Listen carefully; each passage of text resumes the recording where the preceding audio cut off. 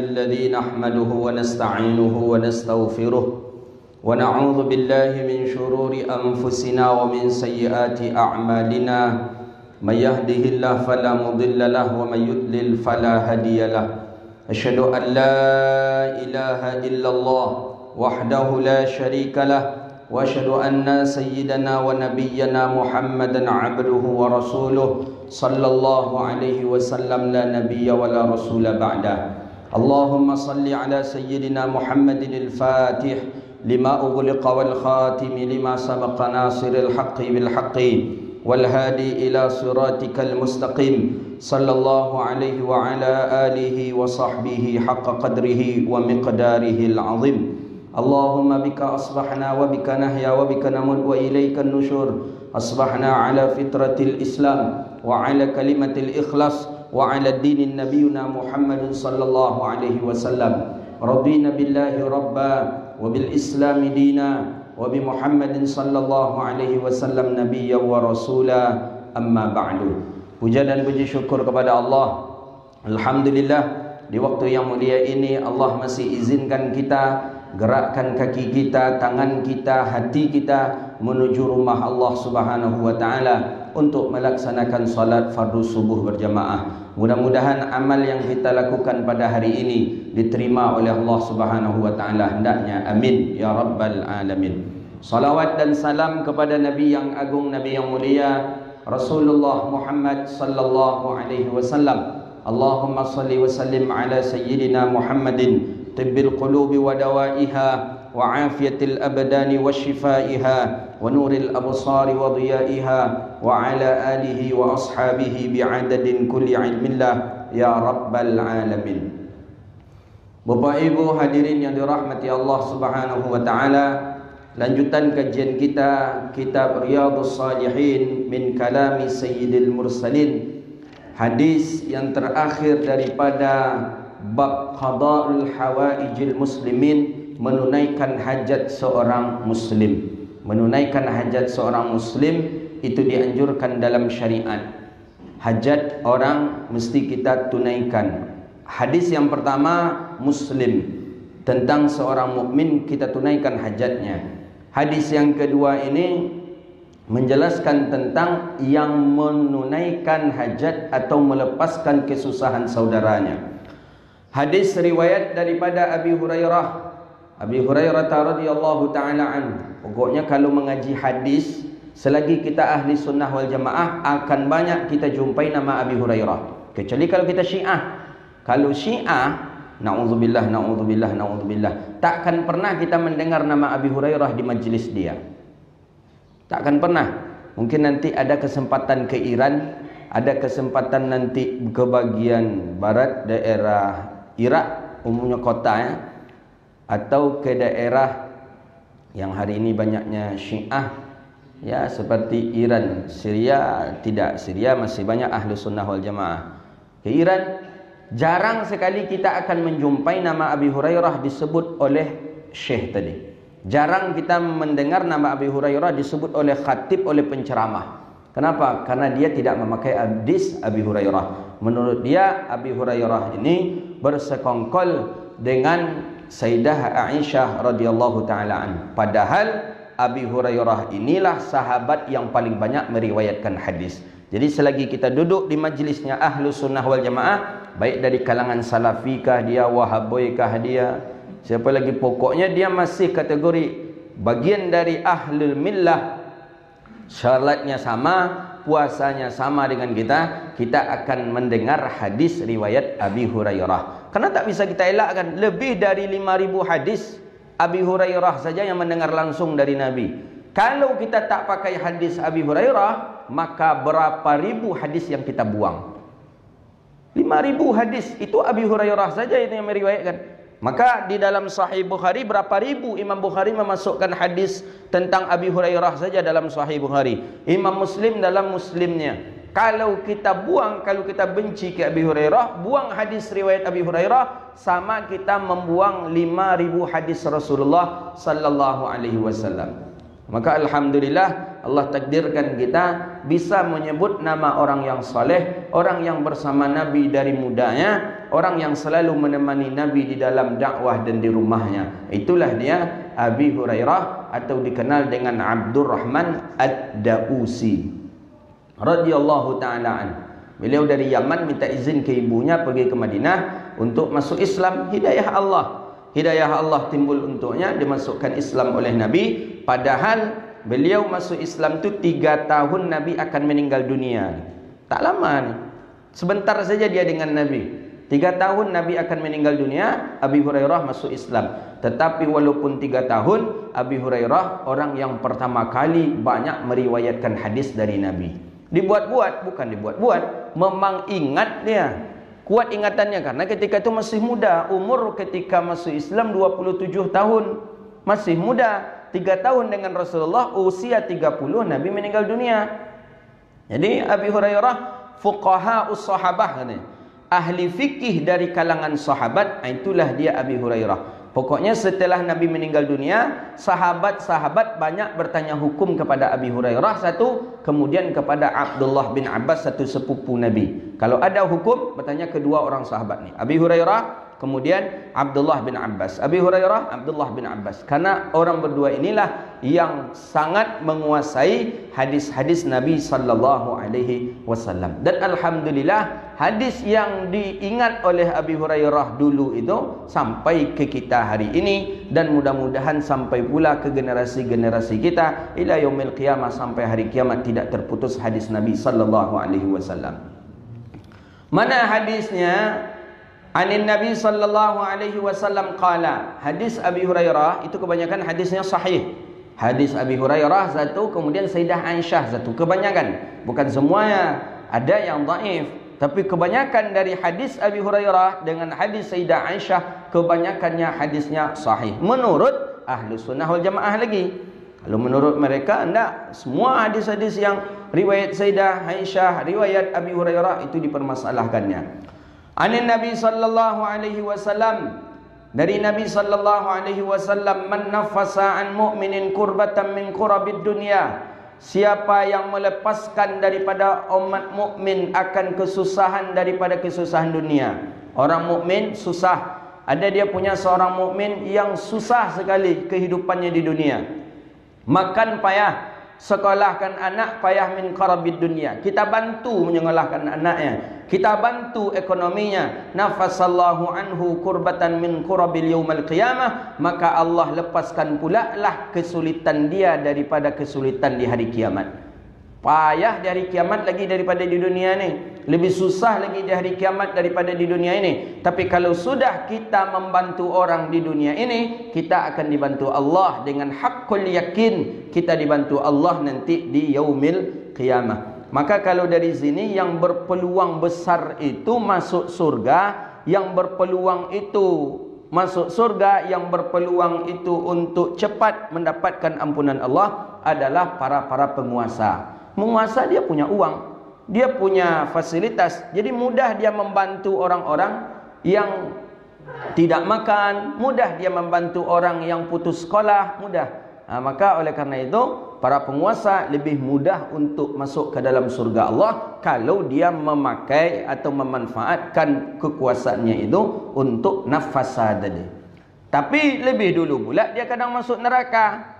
Kalau kesempatan nafasa ada tapi tak diambil, kesempatan untuk membantu tapi tidak dia pakai, maka orang tadi lebih dahulu pula daripada neraka Allah Subhanahu wa taala. Quraban bima tayassara, tidak mesti harus dengan harta, kata sahibus syuruh. Kata Imam Ilan, bisa dengan ilmu kita bantu. Kita harta tak punya, tapi ilmu punya, kita berikan solusi kepada dia. Aujah, jah ini atau wibawa. Kalau kita yang bicara, insya-Allah pejabat tu akan mau menuruti kita. Kalau kita yang berbicara, insya-Allah orang kaya tu akan mudah keluar hartanya. Pakaikanlah jah namanya. Jah itu kewibawaan kita. Itu juga sama membantu orang. Datang orang fakir miskin, Pak, kami dah 3 hari tak makan ni Pak, anak kami mungkin tahun ni tak sekolah lagi Pak. Kenapa? Karena tak ada biaya untuk nak menyekolahkan dia, tak ada bayar semesternya. Kita punya jah. Kalau dalam bahasa Arab, jahin dalam hadis itu wibawa. Ucapan kita didengar orang, tunjuk kita diberlakukan orang. Kata kita telefonlah orang yang kaya. Assalamualaikum, waalaikumsalam. Pak, ya masih ada duit Bapak? Oh banyak Ustaz, belum habis, kata dia umpamanya. Pas betul lah Pak. Ni ada fakir miskin datang ke kita, dah 3 hari tak makan, sudah anaknya mungkin tahun ini tak sekolah lagi karena uang semestinya tidak ada. Baik Ustaz, kalau orang kaya yang pemurah, orang kaya yang dermawan, dia akan bilang, baik Ustaz, suruh ajalah orang tu datang ke saya. Dah selesai, saya dah berapa banyak itu nengok itu. Kalau orang kaya pemurah. Kalau orang kaya yang berjahit sakunya tu tambah payah. Deh, kini kau payah kau Ustaz, corona. Ini corona je gini kau lah. Kini kau payah Ustaz, corona, kemudian kemana-mana lah. Itu nak kan, jangan minta je kayaknya lah. Ayolah Pak matiin aja lah telefon tu lagi. Makasih lah Pak bilang. Tapi kalau yang dermawan itu, Pak, ya baik, datang ke rumah Ustaz. Suruh orang tadi datang. Dah datang tadi. Saya ada orang yang ya di saat Covid kemarin lah, tak makan, mungkin kata dia baru di PHK dari kerjanya, tak makan 2 hari, mungkin hari yang ketiga kalau tak makan. Jadi yang membuat saya agak iba itu ketika anaknya sampai menangis menahan lapar, menangis menahan lapar. Masa di zaman kita hari ini banyak orang-orang kaya, orang-orang pemurah masih ada anak-anak yang menangis karena menahan lapar. Kalau dulu memang kehidupan kita seperti itu. Kata mak-mak kita, saya masih ingat itu kehidupan. 5 orang kakak beradik, pasti ada adik ni yang mati, 1 atau 2 yang meninggal karena lapar. Dulu kehidupan seperti itu. Tapi hari ini dengan kehidupan kita sudah terbuka hari ini, kalau ada lagi orang-orang yang lapar, anak-anak menangis karena menahan lapar, kita yang pertama kali ditanya Allah nanti, mana kaum muslimin? Mana orang muslim? Untung dia datang ketika itu ke An-Nur, membawa anak tadi, kemudian dengan keretanya, dengan sepeda motornya. Jadi dia dari kerja dari instansi ini dah sebulan setelah Covid ada, diberhentikan dari pekerjaan. Tabung selama ini tak pernah menabung karena habis untuk nyicil rumah, nyicil kendaraan. Isteri tak bekerja, anak ada 3. Jadi menangis, tak ada makan, dah 2 hari tak makan. Jadi yang makan apa? Adalah ubi tetangga. Ubi tetangga ni punya kebun ubi, itulah dicabut, itulah dimakan oleh anak-anaknya. Alhamdulillah Allah takdirkan jumpa dengan kita. Saya pun tak mikir panjang, ada sahabat-sahabat saya ajak dan ikut, dan alhamdulillah terbawa pula lah dia ketika itu uang yang lumayan lah.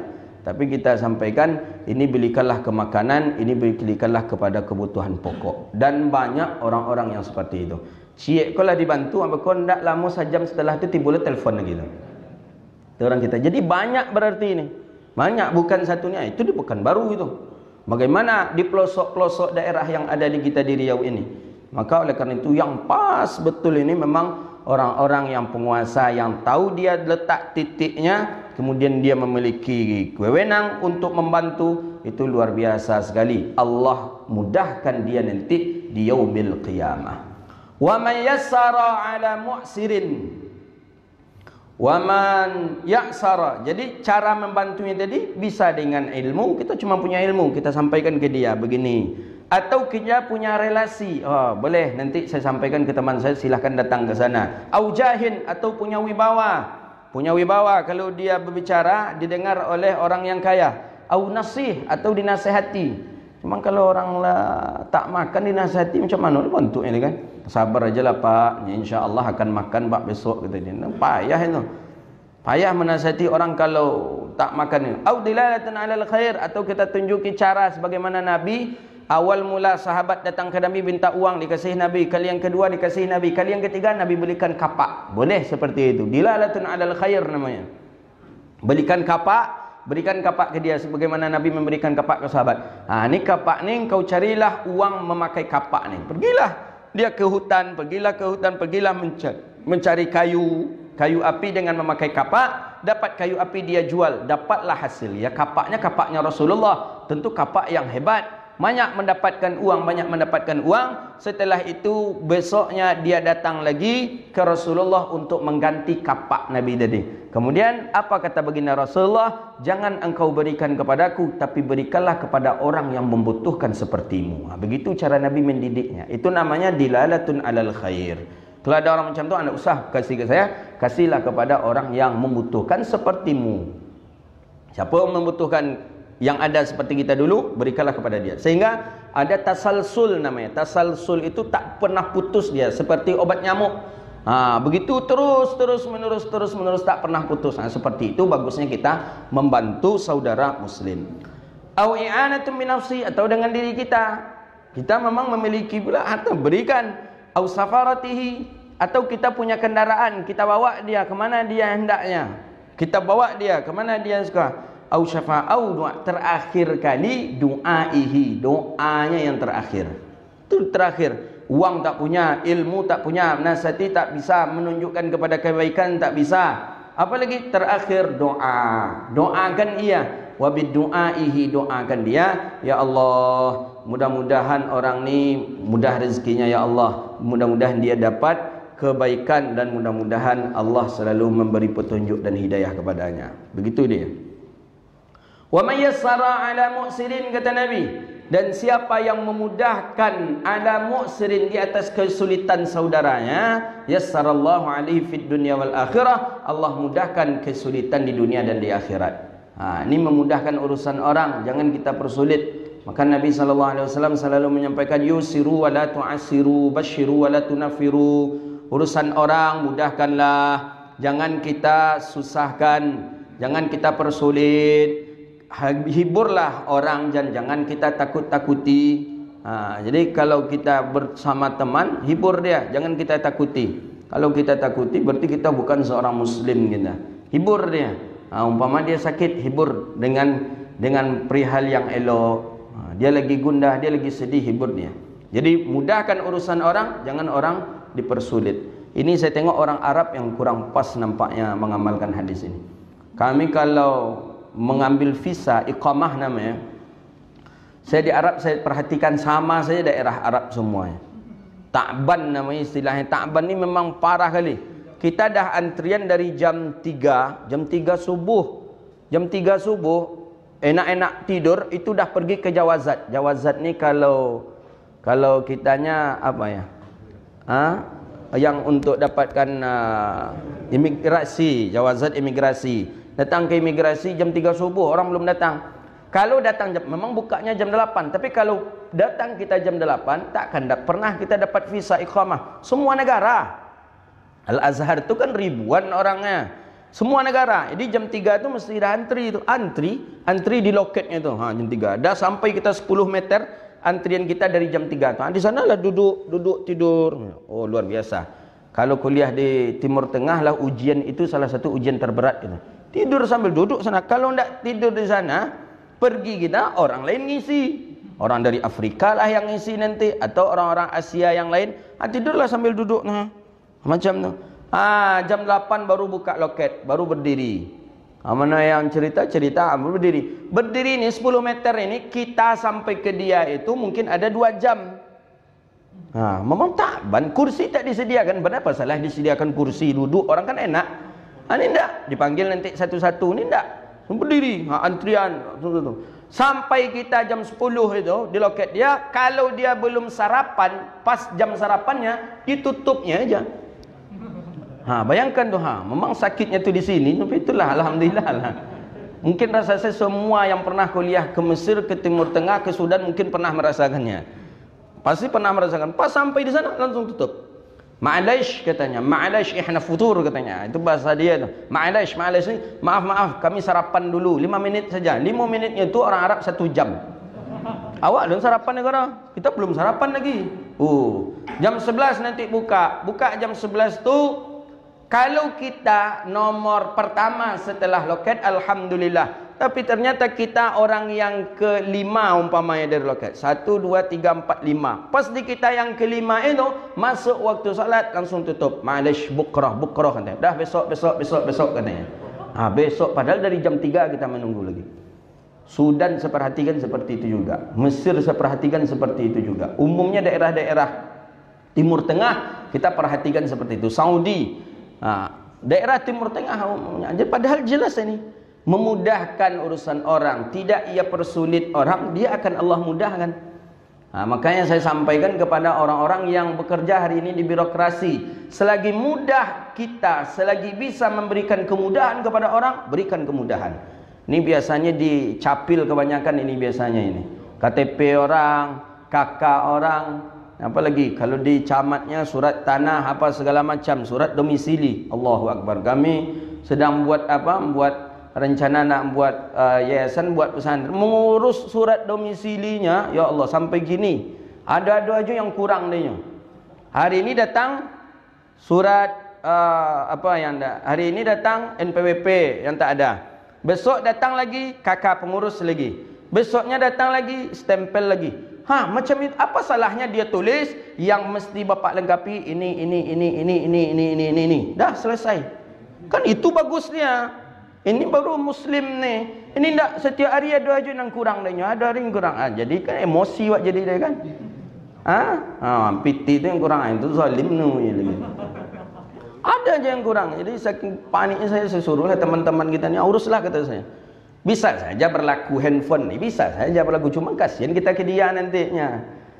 Cuma taklah mungkin kita memperkenalkan diri dah. Tahu enggak engkau siapa saya? Tak mungkin lah kan. Tentu yalah, ni kurang lagi Pak. Ni kapan lagi? Oh, kami tutup Pak jam karena Covid ni, kami cepat tutup Pak jam berapa? Jam 10:30. Jadi besok datang besok, Pak stempelnya belum lagi Pak, belum ada. Ya belum ada kan, tak dibilang kemarin. Itulah Pak, mesti Bapak buat stempel. Stempel buat pula 1 jam paling cepat. Nah, buat pula stempel dulu. Habis buat stempel datang ke sana, Pak nanti lagi ya, habis zuhur. Kemarin tak boleh habis zuhur, sekarang buka habis zuhur. Habis zuhur nanti lagi ya, datang habis zuhur. Katanya apa lagi kemarin itu? Panik saya suruh aja teman-temannya uruslah kata saya. Tuh, orang yang seperti itu nanti di akhirat Allah susahkan dia. Maka selagi mudah bisa memberikan kemudahan kepada orang, beri kemudahan. Jangan kita persulit orang. Yang kita persulit. Ini dah memang hak dia untuk menantangan, minta paraf ke si anu. Si anu ni tak ada, minta pula paraf ke si anu. Paraf ke si anu, paraf ke si anu. Kalau dia orang yang memiliki hajat kebutuhan lain daripada itu, umpama saja dia punya orang tua yang sedang sakit, ini mesti dia kerjakan. Karena mesti harus dia kerjakan yang ini, harus dia kerjakan. Sedangkan orang tuanya sakit, ternyata orang tuanya sakitnya sakarat, dan orang tuanya pun meninggal dunia, dan dia sedih. Nanti kita yang akan menanggungjawabkan di hadapan Allah. Dia tak bisa melepas orang tuanya, tak bisa dia membimbing orang tuanya, karena kita persulit urusannya. Ini yang kerja di birokrasi ini harus ini. Perhatikan baik-baik. Selagi bisa memudahkan urusan orang, mudahkanlah. Memerlukan, bisa kita lihat, Bapak ada perlu apa, boleh kami bantu, kan bagus itu. Ini tak orang datang, tak tahu orang nak kemana arahnya, jadi sehingga menanya toilet pun tak mau menjawab. Toilet di sini mana? Sana kata. Sana itu tak kemana, mandang ke situ, sana kata dia. Apa salahnya dia arahkan, nanti Bapak ke sana, ada nanti ke kiri Bapak ada tulisan toilet, ada depan Bapak, itulah kan bagus dia. Menunjukkan orang yang seperti itu luar biasa imbalannya. Jadi mayassara, orang yang memudahkan, ala mu'sirin, di atas kesusahan, kesulitan, yassarallahu alaihi fid dunya wal akhirah, maka Allah mudahkan kesulitan dia nanti di dunia dan akhirat. Kalau yang ini nih, ulama mengatakan ini lil am, ini untuk umum, baik orang kafir, baik orang muslim, tetap kita mudahkan urusannya. Jangan kita persulit, walaupun dia kafir, walaupun si kafir, walaupun kafir non muslimnya, tidak berimannya, maka boleh kita untuk memudahkan urusan dia. Jangan-jangan karena akhlak kita tadi itulah dia mendapatkan hidayah dari Allah Subhanahu wa taala. Jangan, ini kafir ni, tak bisa kita bantu ni, nak boleh. Tak boleh, ini kafir ni boleh. Akhlak kita kedepankan. Itu akhlak para sahabat seperti itu dengan orang-orang kafir. Baginda Nabi saja orang kafir datang bertamu Nabi layani. Siapa ketika itu? Seorang raja Imran ibn al-Husain, datang seorang raja dari non muslim dahulunya, datang bertamu ke rumah Nabi layani. Imran bin Husain ni dah banyak memerangi umat Islam. Setiap ada umat Islam dia ajak perang, menang, dia ajak perang, menang, dia ajak perang, menang. Tapi menengok Nabi hijrah ke Madinah, Nabi banyak membawa pasukan, bergabung Muhajirin dengan Ansar, mulailah Imran ibn al-Husain ragu. Imran ibn al-Husain takut. Imran ibn al-Husain tak ingin berjumpa awalnya dengan Nabi Muhammad. Imran ibn al-Husain nak lari dia ketika itu menawarkan perang, kemudian diadakan perang. Imran ibn Husain lari dengan istri dan anak-anaknya, tinggallah kakak perempuannya satu. Jadi kakak perempuannya lupa dia bawa, anak istri cepat dia selamatkan. Anak isteri dia selamatkan, kakak perempuannya lupa membawanya, Imran ibn Husain. Marah kali kakaknya. Kakak perempuannya marah sekali. Wahai ya Imran, celaka betul Imran. Dia lebih mentingkan anaknya dan istrinya dibandingkan denganku. Memang tabiat kita dari dulu seperti itu. Kalaulah berorang rumah, sayang ke bini ju anak daripada ke kakak atau ke adik. Iya kan? Iya je lah.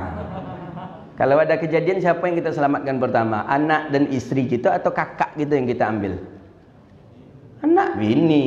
Nyeluto pula pak dia takut ada ibu-ibu belakang. Anak isteri. Imran ibn al-Husain seperti itu tabiatnya. Anak ni pasukan Nabi Muhammad dah mulai datang ni menyerang. Imran ibn al-Husain seorang raja, penguasa. Kudanya kencang, kudanya besar. Dia ambil anak, dia ambil isteri, buat lari. Tinggallah kakak perempuan. Kakak perempuan ni kalah. Imran, daerah yang dikuasai oleh Imran ibn al-Husain tadi kalah. Akhirnya perempuan-perempuannya, orang-orang yang di sana dijadi tawanan perang. Termasuklah kakak perempuannya tadi. Tidak diganggu. Islam tak pernah mengganggu. Islam tak pernah mengganggu kalau tidak dia menyerang. Jadi kalau yang sudah mengatakan mengalah seperti itu, langsung saja diambil oleh para sahabat Nabi, dijadikan tawanan perang, dimasukkan ke penjara, dijadikan tawanan perang, tawanan perang. Jadi Imran ibn Husain dah lari ke Syam, bawa anak dan isteri. Tadi Imran ibn al-Husain dikirimlah surat oleh kakak perempuannya. Oh ya, cukuplah kata kakak perempuannya, kau tega anak isterimu kau larikan aku, tak engkau bawa, cukuplah. Kalau engkau memang sayang dengan kakak, tolong jemput kakak ke Madinah. Kakak ditawan oleh orang Islam. Nah, dijemput. Awalnya takut yang menjemput. Kalau saya menjemput nanti saya akan diperangi oleh Muhammad. Saya akan dibunuh oleh pasukannya Nabi Muhammad. Saya tak mau. Kata Imran ibn al-Husain. Kemudian kata Nabi lewat terus, lewat di hadapan tawanan tadi Nabi lewat. Jadi kata yang lewat ini, ya Muhammad, tolong Muhammad. Nabi diam aja, lewat Nabi. Lewat lagi, tolong Muhammad, lewat Nabi. Tak dipedulikan Nabi. Habis solat subuh lewat. Kata kakak Imran ibn al-Husain, Muhammad, aku ingin masuk Islam, tapi satu syaratnya. Itu kata kakak perempuannya. Ya, dia ni apa syaratnya? Izinkan aku bertemu dengan Imran ibn Husain. Imran ibn Husain ni raja, seorang raja. Aku ingin masuk Islam, tapi satu syaratnya Muhammad, tolong jumpai aku dengan Imran ibn Husain. Baik, boleh kata Nabi, tapi aku tidak akan mengizinkanmu untuk menjumpainya sendirian saja. Siapa? Aku akan mengutus para sahabat menemani. Di antara sahabat yang menemani dia itu adalah Sayyidina Ali, diutus oleh Nabi. Sayyidina Ali dengan kakaknya, dengan beberapa orang lagi pergi menjumpai Imran ibn Husain. Kata kakaknya, aku akan dilepaskan oleh Muhammad kalau engkau mau menjumpainya. Kau cukup menjumpainya saja. Nanti orang berperang, nanti orang membunuhku, umat muslim Madinah. Tidak, kata Sayyidina Ali, aku yang menjaminnya, kata Sayyidina Ali bin Abi Talib. Besoknya datanglah Imran ibn Husain, seorang penguasa, raja dengan kuda yang gagahnya, ya. Memang kuda itu pula kendaraan dulu. Kalau kini ya mungkin pejabat kini apa mobilnya? Pajero lele. Jemaah banyak punya Pajero nampak. Mobil gini, ya itulah. Ferrari, mobil jenis, itu kudanya. Berwibawa sekali Imran ibn al-Husain. Pokoknya kalau Imran ibn al-Husain pas masuk Madinah tu, ya Imran datang, kata orang Madinah. Pas Imran datang masuk ke rumah baginda Nabi, Imran ibn al-Husain berdiri saja di luar. Nabi sudah tahu Imran ibn al-Husain ada di luar. Nabi persiapkan betul-betul, Nabi jamu. Tengok si kafir tetap dilayani oleh baginda Nabi. Kita akhlak yang kita kedepankan. Maka manhajun nubuwah itu, manhajnya ilmu para salafus saleh itu akhlak, bukan pertengkaran, bukan perpecahan, akhlak yang dikedepankan. Ni si kafir depan, di luar si kafir, Nabi siapkan dulu. Nabi siapkan semuanya. Nabi punya bantal kalau orang Arab untuk tempat duduk. Itu khusus untuk Nabi, dibuatkan sahabat memakai kulit kambing. Itu empuk, itu untuk Rasulullah SAW. Cuma satu itu saja di rumah baginda Nabi. Dan itu Nabi khususkan boleh dipakai untuk Imran ibn al-Husain. Masuk Imran ibn al-Husain, datang Imran ibn al-Husain, langsung Nabi persilahkan duduk di tempat yang tinggi dari baginda Nabi. Dari akhlak Nabi sudah luar biasa. Silakan. Imran ibn al-Husain tak mau, karena dia tahu dia raja, Nabi pun seorang pemimpin. Nabi banyak pasukannya, Nabi banyak pengikutnya, dia juga banyak pengikutnya, tapi dia tak mau digitukan oleh Rasulullah. Nak mau dia? Nak mau duduk. Kata baginda Nabi, silahkan duduk Imran bin Husain. Engkau di mana ya Muhammad? Aku di sini saja, duduk. Orang yang belum pernah bertemu sebelumnya, bermusuhan apa, kemudian silakan Imran ibn al-Husain duduk, silakan. Nak mau dia, tak mau Imran ibn al-Husain dipaksa oleh Nabi untuk menduduki tempat yang tinggi itu. Ini untukmu, engkau duduk. Seperti itu dia. Jadi kalau ada kawan tadi basuh-basuh, sogan makan aja lah, banyak cerita lainnya kan. Boleh tak apa-apa, makan aja lah kata kita. Duduk macam tu, didudukkan Imran ibn Husain oleh Nabi. Nabi duduk di bawah. Dari situ mulai hidayah datang ke Imran ibn Husain. Ini seorang raja, dia duduk di bawah. Kemudian air, Nabi yang menuangkan air, seorang rasul, pemimpin menuangkan air. Apa salahnya khadam? Ada Anas bin Malik. Apa salahnya khadam pembantu Nabi? Ini nak baginda Nabi. Menuangkan air, diberikan. Silahkan, ini berdua saja. Silahkan ya Imran ibn al-Husain, minum, silahkan minum. Nabi minum. Apa kata Imran ibn al-Husain setelah minum air itu? Ya Muhammad, memang engkau pemimpin yang sejati Muhammad. Memang engkau pemimpin yang betul-betul pemimpin Muhammad. Tidak pernah aku menengok seorang raja yang rela dia duduk di bawah demi tamunya. Tak pernah aku menengok seorang raja yang menuangkan air untuk tamunya. Ketika itu hidayah Allah datang, langsung Imran ibn al-Husain pun mengucapkan 2 kalimat syahadat di hadapan Nabi sallallahu alaihi wasallam. Jadi akhlak itu penting dia. Jadi hadis tadi mayassara ini termasuk orang kafir. Orang kafir kalau berhadapan dengan kita, dia punya hajat dengan kita, tunaikan hajatnya. Jangan kita persulitnya. Ini orang kafir, apalagi orang muslim. Saudara muslim, tahu kita dia ni muslim, salat kita tadi nampak di kita di masjid kantor kita. Berhadapan nanti dengan kita, bisa pula kita susahkan ni. Selagi mudah-mudahkan dia. Ada syaratnya yang satu lagi yang tertinggal. Nanti lengkapi besok ya Pak ya. Kan bisa kita. Lengkapi nanti ya, lengkapi besok ya. Atau kapan Bapak ada waktu lengkapi. Atau kalau Bapak tak ada waktu, Bapak punya WA, ada. Nanti fotokan saja Pak, kirim ke kami. Biar kami di sini print. Oh, itu hebat orangnya. Tapi lain mana itu tuh. Aduh, mungkin payah mencari. Dari 1000 mungkin ada 1 lah.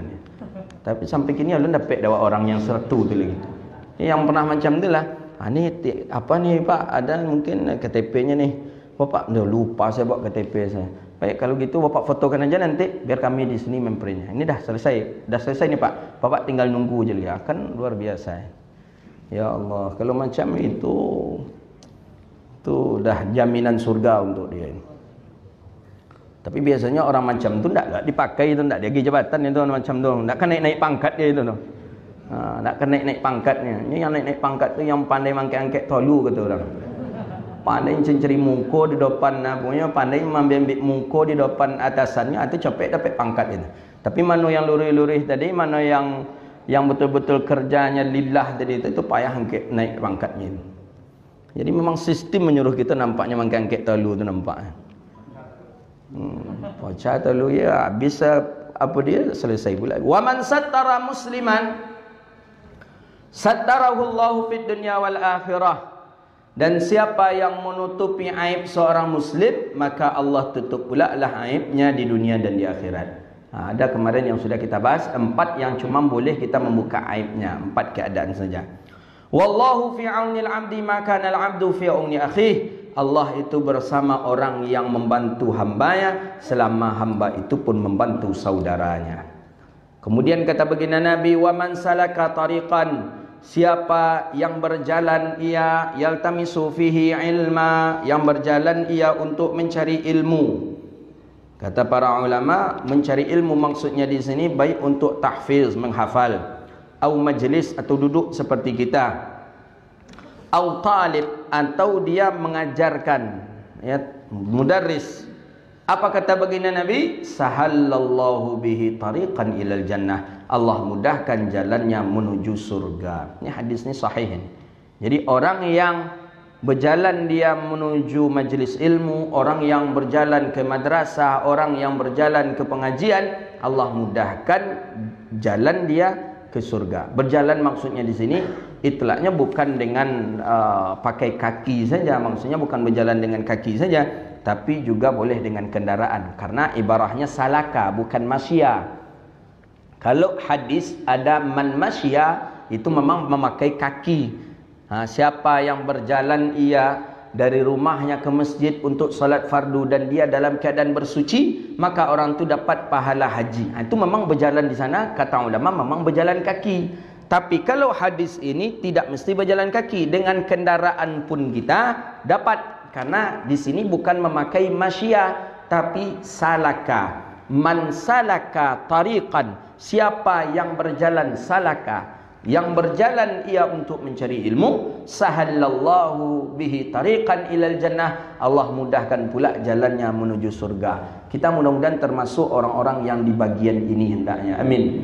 Allah mudahkan kaki kita hari ini jalan ke majlis ilmu. Allah ringankan kaki kita duduk di majlis ilmu. Subuh-subuh kita sudah siapkan diri untuk duduk di majlis ilmu, hendaknya bermohon kepada Allah, Allah mudahkan pula hendaknya jalan kita menuju surga.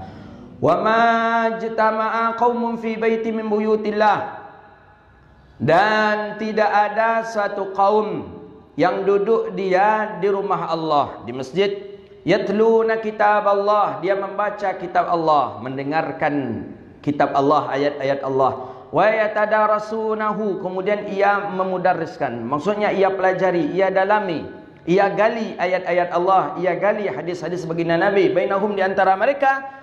Apa kata baginda Nabi? Illa nazalan alaihimus sakinah, kecuali turun di atas mereka sakinah. Jadi setiap orang yang duduk di masjid membaca Quran, kemudian ia pelajari makna dari Quran, ia pelajari makna dari hadis baginda Nabi, ia pelajari tentang agama, ghasyiyatuhumur rahmah, Allah turunkan kepada dia itu sakinah, ketenangan. Maka tadi orang yang duduk di majlis ilmu itu dah tanda orang baik-baik itu. Coba apa yang harus diperbaiki? Mungkin ada yang harus diperbaiki niat. Kalau niat tak baik, hasilnya takkan baik juga. Walaupun duduk di majlis ilmu begitu lama, harus niat harus diperbaiki. Kita duduk di majlis ilmu untuk memperbaiki diri, dah selesai kita.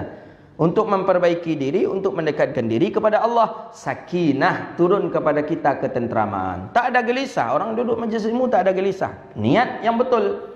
Wa ghasyiyatuhumur rahmah, dan Allah berikan rahmat, cucuran rahmat. Jadi orang-orang yang selalu duduk di majlis ilmu, Allah cucurkan rahmat untuknya. Wa haffathumul malaikah, dan mendapatkan ampunan daripada malaikat. Jadi malaikat mohon ampun kepada Allah untuk orang-orang yang hadir di majlis ilmu. Ada dalam syarahan kita baca, malaikat itu hadir dalam majlis ilmu itu sampai banyaknya 50.000 orang.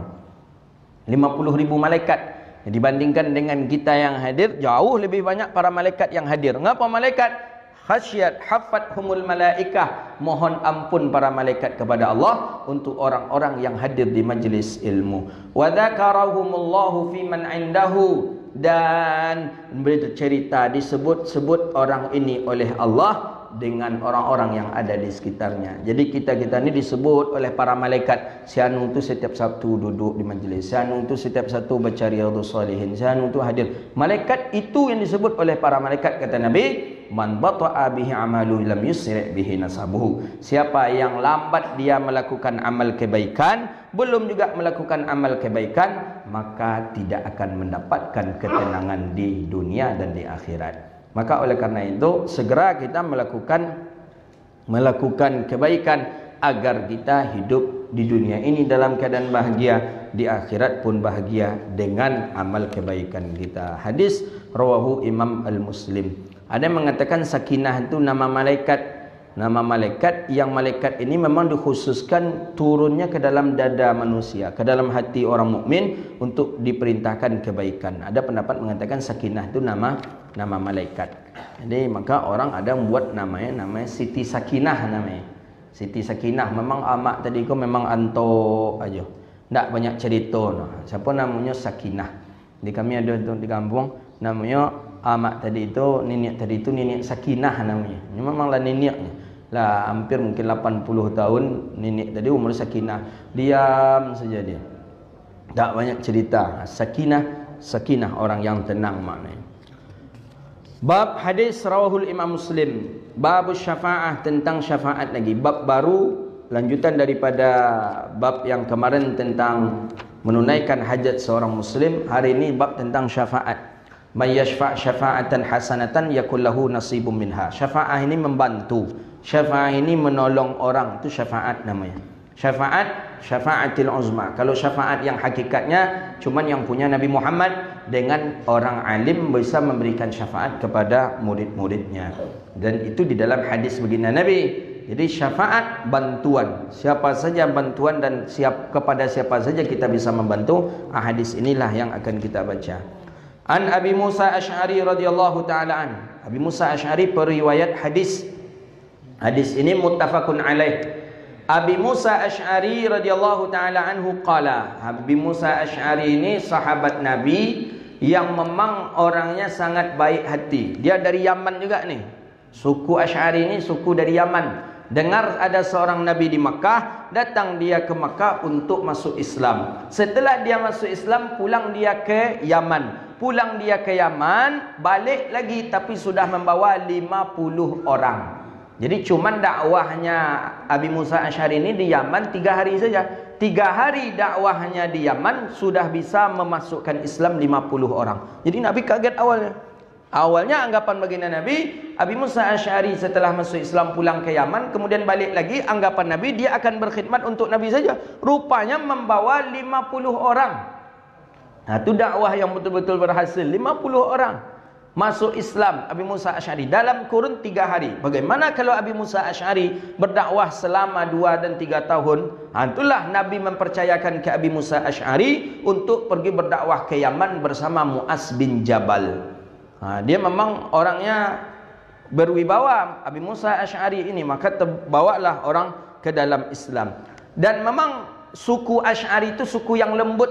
Nabi suka ke suku-suku Bani Asy'ari ini. Orangnya lembut, orangnya santun, dan orangnya peduli. Saking pedulinya orang-orang Bani Asy'ari, ini tidak ada di kita ini, tapi mudah-mudahan harus kita buat ini. Ketika masa penceklik, ketika makanan tak ada, ekonomi susah, orang banyak kelaparan, mati kelaparan banyak. Orang-orang di suku Bani Asy'ari ini, Asy'ari satu suku di satu kampung tadi, memang orang Asy'ari saja isinya. Cara dia membantu saudara-saudaranya mudah. Ditentukan harinya, dibuat pengumuman, nanti di hari itu kita mengumpulkan makanan pokok. Kita kumpulkan makanan pokok, diletakkanlah di halaman rumah orang yang agak besar, tikar yang besar, kumpulkanlah di sana makanan pokok. Si fulan punya makanan pokok 5 kilo beras, si fulan punya gandum 6 kilo, si fulan punya jagung. Dikumpulkan semua. Setelah dikumpulkan, dibagilah daripada makanan pokok ini ke rumah-rumah, setiap rumah mendapatkannya. Nah, itu kerjanya orang Bani Asy'ari. Jadi tak ada yang mati kelaparan jadinya. Seperti itu caranya orang Bani Asy'ari. Ini tak ada di kita nih, boleh tak ada. Kita kalau bisa biarlah awak menumpuk. Apalagi nampak ketika corona kemarin ini, nampak betul ini. Tetangga kita setiap hari datang beras, setiap hari beli beras, setiap hari beli beras. Setinggi togak boleh di rumah itu. Tetangganya payah ada beras. Mungkin kini ada di antara kita yang berasnya mungkin hampir berkutu lagi. Karena takut kemarin tak ada beras kemarin. Ini putus nih, bahaya nih. Kalau tak boleh pula orang Sumatera Barat ke sini bawa berasnya, kita bahaya nih. Ditumpuklah beras sebanyak-banyaknya. Kita lupa ternyata ada orang yang betul-betul berhajat dan membutuhkan beras itu. Itu cara orang Bani Asy'ari. Dibentangkannya tikar, dikeluarkanlah, disuruh orang semuanya menyumbang, mengumpulkan makanan pokoknya. Setelah itu mereka bagi kembali. Begitulah caranya orang Bani Asy'ari. Ini dia Abi Musa Asy'ari. Nabi senang ke Abi Musa Asy'ari. Nabi senang karena suaranya bagus sekali. Nabi mengatakan Abi Musa Asy'ari itu mendapatkan anugerah seperti suara yang merdu seperti bunyinya serulingnya Nabi, keluarga Nabi Daud. Indah sekali.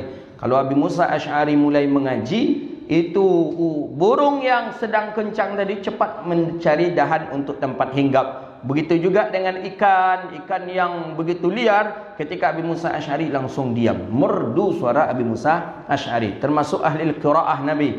Nabi punya Nabi punya orang-orang yang bagus suaranya. Ada namanya Abi Musa Asy'ari, ada namanya Ka'ab ibn Zuhair. Itu paten suaranya zaman Nabi. Jadi kalau Nabi duduk, Nabi suka orang yang membacakan Quran kepada Nabi. Maka Nabi katakan, Iqra'ul Qur'ana alai. Bacakanlah Quran kepadaku, kata Rasulullah sallallahu alaihi wasallam. Sahabat protes, ya Rasulullah, kaifa naqra'ul Qur'an? Bagaimana kami membaca Quran sedangkan Quran itu diturunkan kepadamu? Kata baginda Nabi, aku suka orang yang membacakannya untukku. Jadi ada memang hobinya para masyaikh mendengar orang baca Quran, dia duduk, dia tengok, dia duduk, dia dengar baik-baik, seperti itu. Ada hobi orang seperti itu. Ada juga hobi orang yang mendengar keyboard. Kalau keyboard tu 24 jam, 8 jam mungkin toloknya duduk nunggu keyboard tadi tu. Nyaman. Ada orang yang memang dengan Quran itu senang dia. Orang baca Quran senang. Alhamdulillah di Mesir itu terkenal kampungnya Quran, ahli-ahli qiraah, ahli-ahli yang pandai seni Quran itu memang dari Mesir. Dari dulunya sampai sekarang terkenal Mesir. Banyak para qori-qori yang hebat di Mesir. Jadi di Mesir kalau sudah ada orang yang meninggal dunia, itu malam pertama itu ada acaranya sama seperti kita. Kalau kita namanya tahlil kan, tahlilan. Di sana ada ihtifal takziah. Jadi takziah tadi itu dipasanglah tenda di rumah-rumah, disediakan makanan dan minum seperti kita. Makan dan minum, para petakziah yang datang silahkan duduk makan minum, mendengarkan ada seorang qori yang membaca Al-Quran agak 2 jam lamanya. Setelah itu bubar acara gitu. Jadi di daerah Arab sendiri masih ada tradisi-tradisi yang elok seperti itu. Apa kata Abi Musa Asy'ari? Qalan kana Nabi sallallahu alaihi wasallam, hadis ini muttafaqun alaih. Jadi Abi Musa Asy'ari termasuk qira'a ahlul qura baginda Nabi sallallahu alaihi wasallam. Beliau memang orangnya baik dan beliau bawa pula adik beliau untuk masuk ke dalam Islam. Qala kana Nabi sallallahu alaihi wasallam, adalah Nabi sallallahu alaihi wasallam idza atahu talibun hajatin, ada orang yang membutuhkan hajat, ada orang yang minta datang ke Rasulullah. Ada orang datang ke baginda Nabi, Nabi sedang duduk dengan sahabat. Nabi duduk dengan sahabat, kemudian datang orang minta tolong ke Rasulullah. Ya Rasulullah, i'tina fulus, i'tini ta'am, beri aku makanan, beri aku ini. Kata orang yang datang kepada baginda Nabi, apa akhlak baginda Nabi? Fa aqbala ala julasaihi. Nabi menghadap kepada teman-teman yang sama duduk dengan dia. Begitu dia. Ini ada orang datang, ya Rasulullah, tolong bantu ya Rasulullah. Tolong bantu kami ya Rasulullah. Akhlak Nabi, karena Nabi duduk bersama para sahabat, Nabi langsung memandang kepada para sahabat. Kata baginda Nabi, isfa'u fa'jaru. Bantulah mereka, bantulah dia, kalian mendapatkan pahala. Jadi boleh seperti itu. Kalau kita tak ada uang, datang orang minta bantuan ke kita, mandanglah ke sahabat. Begitu dia. Ya seperti si Nuaiman kemarin kan.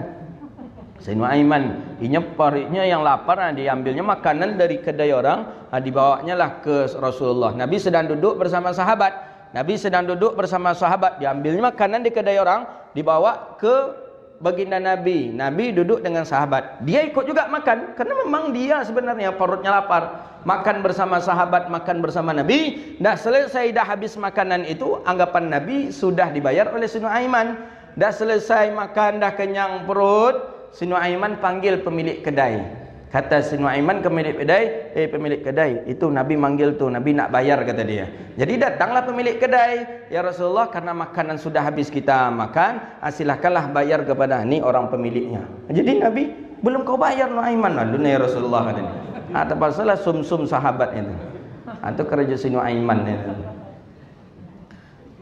Memang ada. Jadi Nabi itu bukan kaku dengan sahabat. Enggak, Nabi tidak begitu kaku dengan sahabat. Nabi rileks dengan sahabat. Kadang Nabi biasa, Nabi SAW akrab dengan sahabat, tapi masih akrab dengan batasan adab. Tidak ada sahabat yang sanggup memanggil nama Nabi Muhammad kecuali dengan manggil ya Rasulullah. Atau tidak ada sahabat yang mengangkat suaranya lebih tinggi dari suara Nabi. Tapi kalau akrab betul dengan Nabi. Tidak tegang Rasulullah SAW. Jangan kita anggap Nabi tegang, Nabi serius dengan sahabat, tak ada canda tawa. Oh ada, begini Nabi ada. Itu pentingnya dengan si Nuaiman tadi. Jadi sahabat tadi lah mahli wajah. Kata sahabat tadi, dia kerajola Nuaiman gue katanya. Jadi Nabi pun kau naik dari si Nuaiman ini. Adalah tentang dia menjual sahabat satunya tadi. Siap ni jualnya dia, siap tu nyagen ke Abu Bakar balik untuk mendapatkan makanan itu saja. Nuaiman. Ingin dia anak wak itu nama Nuaiman besok. Mudah-mudahan secerdik itu pula namanya. Merasai dia nak dia. Ada di rumah tu lain jual besok di sini Nuaiman sadonya kan. Kalau namanya Nuaiman. Abu Nawas kalau versi ini, mana Abu Nawas ni ada mengatakan betul-betul ada. Cuman orang kita banyak membuat di cerita di kartun saja kan Abu Nawas. Abu Nawas itu katanya memang ada itu cerita tentang Abu Nawas itu. Abu Nawas yang cerdik tadi. Jadi ketika dia dengan ibunya awalnya di bawah, dia menemani ibunya masak, rumahnya bertingkat, dia main ke atas, ditinggalkan ibunya. Ada yang jatuh, katanya jatuh, ada yang jatuh. Jadi kata ibu Abu Nawas, ya bu, apa tu nak jatuh nak? Kata Abu Nawas, baju bu. Apa bunyi keras? Baju tadi ada isinya katanya. Ada isi baju tu maksudnya Abu Nawas tu terjatuh langsung. Jinyo terjatuh langsung. Tapi dia takut kena marah oleh ibunya, sabut aja baju yang jatuh katanya. Padahal jinyo jatuh. Untuk nak mati aja Abu Nawas ni. Abu Nawas satu, kalau di Arab tu ada si Joha namanya satu. Kemudian satu lagi kalau di hadis di zaman sahabat Nabi si Nuaiman. Jadi datanglah orang nak membagi faraid. Dia bertiga, suami, isteri, satu anak perempuan.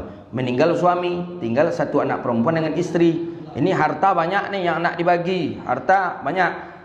Istrinya ni, ibunya ni nak menikah lagi, anaknya begitu juga menikah. Jadi sebelum menikah bagus dibagi faraid. Cara bagi faraid tak pandai berdua ni, datanglah ke Abu Nawas. Abu Nawas ku tampangnya lagang buya pula kata. Jadi kata orang berdua ni, Abu Nawas, buya ya, kami ni nak mau bagi faraid. Suami kami meninggal. Suami meninggal, ayah dari si anu ni. Karena saya nak menikah, si anu ni juga nak menikah, harta ingin kami bagi faraid. Bagaimana cara membaginya Abu Nawas? Kata Abu Nawas, tunggu dulu. Ibu tadi satu isteri, ini anak kedua. Mau gitu pula kayak Abu Nawas? Dah dapat kata Abu Nawas. Macam mana caranya baginya? Kata Abu Nawas, harta milik suami ini mesti dibagi 3 kata Abu Nawas. Dibagi 3. Sepertiga untuk isteri, sepertiga untuk anak perempuan, sepertiga untuk orang yang membaginya katanya. Yang membagi siapa? Abu Nawas. Macam dia Abu Nawas tadi. Itulah Nuaiman cik Abu Nawas cik buat nama anak. Wa yaqdillahu ala lisanin nabihi ma ahab. Jadi wajulasaihi fa idza atahu talibun hajah. Jadi kalau ada orang datang meminta kepada baginda Nabi, Nabi langsung menengok ke sahabat. Kata Nabi, istajaru, kata Nabi isfa'u fatu'ajjaru, tu'jaru. Kalian bantu dia maka kalian dapat pahala kata Nabi. Karena Nabi yang mengucapkan itu wa yaqdillahu ala lisanin nabihi ma ahab. Pasti para sahabat langsung mendengarkan, karena itulah yang ditunggu-tunggu oleh para sahabat Nabi. Jadi sahabat tu duduk dengan Nabi tu menunggu kalimat-kalimat itu. Seperti Nabi mengatakan gembiralah si Ukasyah, siapa yang disebut oleh Nabi bahwa dia akan menemaniku menjadi tetanggaku nanti di surga. Kalimat-kalimat itu yang ditunggu oleh sahabat di dekat Nabi. Kalian bantu maka kalian dapat pahala. Pasti. Kata Nabi kadang sambil duduk, si fulan itulah nanti yang akan menemaniku nanti di surga. Si fulan itulah yang akan bersamaku nanti di surga. Sehingga Nabi terucap pula ada 10 orang yang akan masuk ke dalam surga Allah Subhanahu wa taala. Hadis muttafaqun alaih. Hadis terakhir dari bab syafaat ini. Babul islah selesai, besok nanti pembahasan bab baru. An Ibni Abbas radhiyallahu taala an. Ibni Abbas, Abdullah bin Abbas sepupu Nabi. Sepupu Nabi namanya Abdullah bin Abbas. Ayahnya namanya Abbas. Abbas ini paman Nabi, kakak beradik dengan ayah Nabi. Radhiyallahu anhuma. Radhiyallahu anhuma karena dia dan ayahnya sahabat Nabi. Fi qissatil Bararah wa zawjiha. Bararah pada menceritakan tentang kisah Bararah dan suaminya. Jadi ada nama seorang perempuan namanya Bararah. Bararah. Nama seorang perempuan ini. Orang Arab hidup di zaman Nabi. Di kita tak ada nama Bararah. Tapi tak tahu gitu ya. Nama suaminya si Mughis. Mughis Abdul Aswad. Jadi nama perempuan, nama istri ni Bararah, nama suami si Mughis. Bararah dengan Mughis ini sama-sama budak. Bararah istri budak, Mughis suami juga budak. Orang ni menikah berdua. Si Bararah budak dibeli oleh Sayyidah Aisyah. Jadi budak dibeli Bararah oleh Sayyidah Aisyah, kemudian dimerdekakan oleh Sayyidah Aisyah. Jadi tak budak lagi. Setelah dia dimerdekakan oleh Sayyidah Aisyah, Bararah ni menjadi orang merdeka seperti orang biasa. Bararah ni tak mau lagi dengan si Mughis. Tak mau dia lagi dengan si Mughis. Tak cinta lagi dia dengan si Mughis. Dalam arti kata tak level lah gitu. Kalau dulu mungkin satu level karena sama-sama budak. Bararah budak, si Mughis budak. Tapi ini sudah dimerdekakan oleh Aisyah. Si Bararah sang istri sudah merdeka, si Mughis masih budak. Jadi tak level dia. Akhirnya si Mughis tak ingin dia dipisahkan dari si Bararah. Mughis ni cintanya memang luar biasa, cinta mati. Tak ingin diputuskan oleh si Bararah. Akhirnya kemana pergi Bararah diikuti oleh Mughis. Ni memang ada je orang yang parah mencintai orang. Kemana bini tadi diikutin dia. Sampai Nabi menengok si Mughis ni menangis. Menangis karena berharap diterima cintanya kembali oleh si Bararah. Sampai basah daripada jenggotnya. Berapa derasnya air mata ini. Basah jenggot. Si Bararah ni memang tak mau sama sekali lagi dengan si Mughis. Tak mau dia. Tak mau. Jadi kata baginda Nabi SAW, datang si Bararah menjumpai baginda Nabi SAW. Qala kata Nabi, lau raja'tihi, sebagusnya kata baginda Nabi, raja'tihi, engkau balik ke dia. Karena kasihan Nabi menengok si Mughis tadi. Sampai diikuti ke mana pai si Bararah tadi, diikuti dia sampai menangis berharap cinta dia.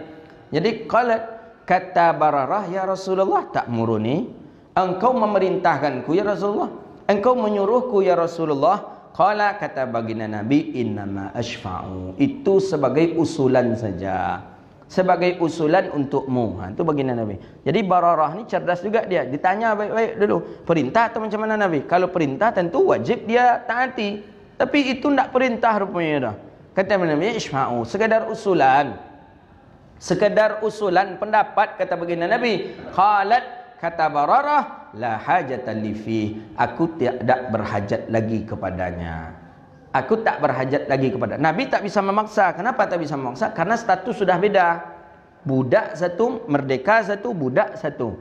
Suami istri merdeka, suami budak. Jadi kata sang istri, la hajatan li fi, tidak ada hajatku kepadanya ya Rasulullah. Jadi hadis ini menggambarkan bahwa selagi bisa kita membantu orang dengan nasihat, bantu dia. Jadi Nabi ini menasihati si Bararah.